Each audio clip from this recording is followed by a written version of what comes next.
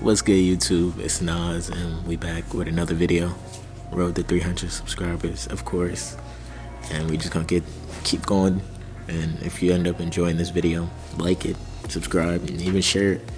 But in today's video, we're gonna be doing something different. We're not gonna do a versus. We're not gonna do any of that. We're gonna be looking at the different teammates or the different superstar teammates of LeBron James, and I want to know, who do you think is LeBron's best teammate? Because I saw some shit on Twitter when the Lakers were losing and saying AD. People just assume that AD is LeBron's best teammate or best superstar teammate. So let's just get into it. Starting off with Kyrie Irving. Obviously, LeBron and Kyrie go back, way back. I guess it's crazy because it feels like just yesterday they were playing together, and now it's been 7 years since they were on the same team. But if you really think about it, LeBron leaving Cleveland really started a shift for Cleveland. Like, I saw some on Twitter saying the future of Cleveland, or LeBron wasn't Cleveland's best number one pick. Obviously, it sounds dumb when you hear it out loud, but remember, Kyrie was drafted number one the very next season that LeBron left, and that caused a ripple effect, which ultimately led to them winning their championship.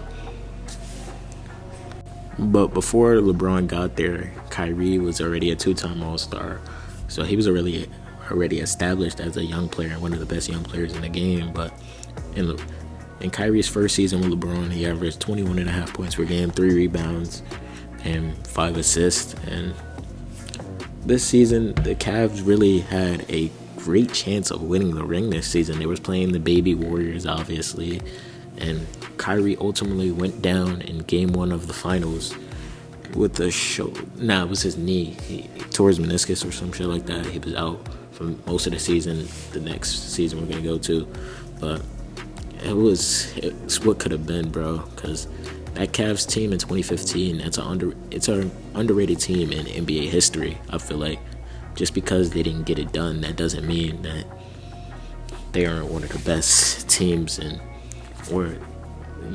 best teams in the last 2 decades. But in the next season, in the 2015-16 season, Kyrie averaged 19.5 points per game, 3 rebounds, and 4.5 assists. And obviously, 2016 was the year that him and LeBron got it done for the city of Cleveland, winning their first ever NBA championship. And in my opinion, without Kyrie, that shit is not happening. Because obviously LeBron was the best player on the planet at that time. And having the best planet helps awfully a lot. But people forget that Kyrie took over in that finals too. And I'm pretty sure Kyrie averaged at least 28 points at finals too, but it's not really talked about. I saw an ESPN segment when I was making this video or doing my research for this video. It was between Skip Bayless, obviously. His opinion sometimes is shitty, but it was a question: who deserves finals MVP, LeBron or Kyrie? And obviously, a lot of people were gonna vote LeBron as the finals MVP. There's no doubt about it. But Kyrie made history that night with LeBron, them both having 41 in the same game, and Game 6, mind you, Game 6 or Game 5, it was one of those, to keep a series alive on the road is really clutch. And Kyrie, obviously that dagger shot, when the score was tied up 89-89, Kyrie got it done. In the 2016-17 season, his last season with LeBron, he averaged 25 points per game, 3 rebounds, and basically 6 assists. And obviously the Cavs got back to the finals. There was nobody to beat them. Nobody could stop LeBron and Kyrie. But they just went into a super team and the Kevin Durant-led Warriors. And nobody in history is beating that team, bro. They got gentlemen swept 4-1. That was just the end. But I wish Kyrie never axed out, man, because we could have got a lot of prime seasons with Kyrie and LeBron on the same team. And LeBron said yes, that he would have took a back seat to Kyrie, but Kyrie wanted to be the man. He wanted his own team. But next, we're gonna get into Dwayne Wade.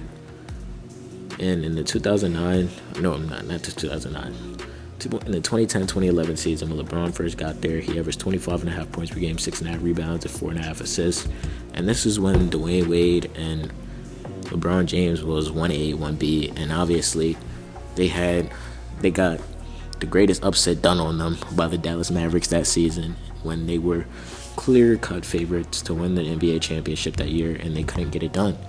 And D-Wade obviously, or eventually, realized that he had to take a backseat, and Dwayne Wade was in his prime during these years, because in last year, his 2009 season, which I think is his best season, he averaged 26 a game. But knowing that to probably get it done in the big stage and to finally get that ring, or get another ring, because D-Wade already had one, he had to let this be LeBron's team, and he averaged 22 points per game in the next season, for basically 5 rebounds for 4.5 assists. And this is when they won their ring against the Baby Thunder, and D-Wade was a great second option for this team. And they probably invented the super team, like I said, with Kevin Durant being on the Warriors during the 2017 season with Kyrie. But man, he were tough to stop during these years.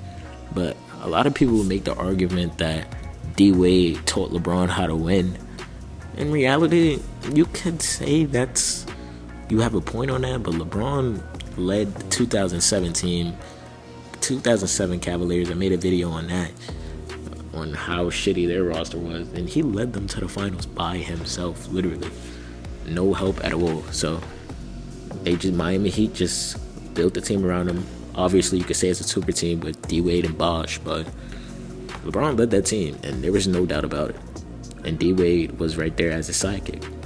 But in the 2012-2013 season, when they went back-to-back, he averaged 21 points per game, 5 rebounds, and 5 assists. Yeah, this was the last season where D-Wade actually helped LeBron, because all LeBron's fans said the next season when D-Wade let LeBron down, and you can say that because the next season D-Wade fell off a cliff a little bit. He averaged 19 points a game, 4.5 rebounds, and 4 assists. He was still an all-star, but he wasn't playing to Dwayne Wade level standards, if that makes sense. Because we all know the Flash is an all-star, and he is an all-time great. There's a reason why he's a top 20 player of all time.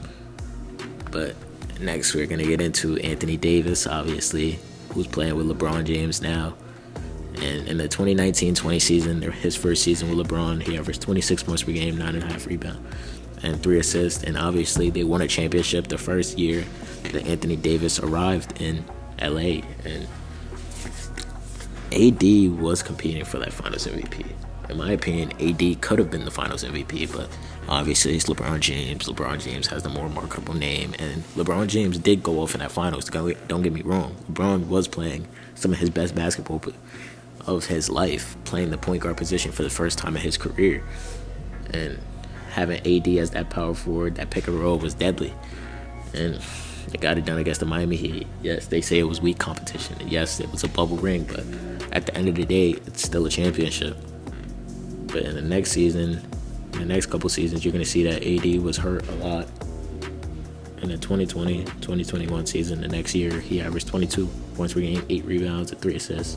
And he only played 36 games. And this is when they started to call him street clothes. And it's kind of justified, but you can't really control injuries, if that makes sense. Because what are you going to do if you tore your ACL or break your arm? You can't do nothing about that. Injuries happen. It's a part of basketball. But the injuries started to get to AD a lot. As we're going to go through the next couple seasons, the 2021-2022 season, he averaged 23 points per game, 10 rebounds, and 3 assists, only playing 40 games. And eventually AD got back to himself the next season, the 2022-2023 season. He averaged 26 points per game, 12.5 rebounds, and 2 assists, basically 2.5 assists. And this season they made the conference finals, if I could remember correctly. They lost to the Denver Nuggets, which obviously meant being the NBA champions. And this Lakers team was filled with depth. At the time, we didn't know that this would obviously be the last good Lakers team, or decent enough Lakers team to make the conference finals. But they had role players like Dennis Schroeder, I'm pretty sure D'Lo was on that team if I can remember correctly. They had Lonnie Walker. Yeah, that's all I can remember right now. In the 2023-2024 season, he averaged 24.5 points per game, 12.5 rebounds, 3.5 assists a game, and they got gentlemen swept by the Nuggets, which seems to be their kryptonite, but we're not going to even get into all of that. But right now, AD is averaging 27.5 points per game, 11 rebounds, 3.5 assists, playing some of his best basketball of his career, or not recently, because recently it's been off all streak, which prompted me to make this video. But each of these players, Kyrie Irving, Dwayne Wade, and AD, obviously have a championship. LeBron, no finals MVP, but I just want to know, who do y'all think is LeBron's best teammate? Kyrie Irving, Dwayne Wade, or Anthony Davis? Let me know down below. Hope you guys enjoyed. Subscribe. I got some videos right here. If you enjoyed this video you just watched, video on the right and video on the left, and click on it.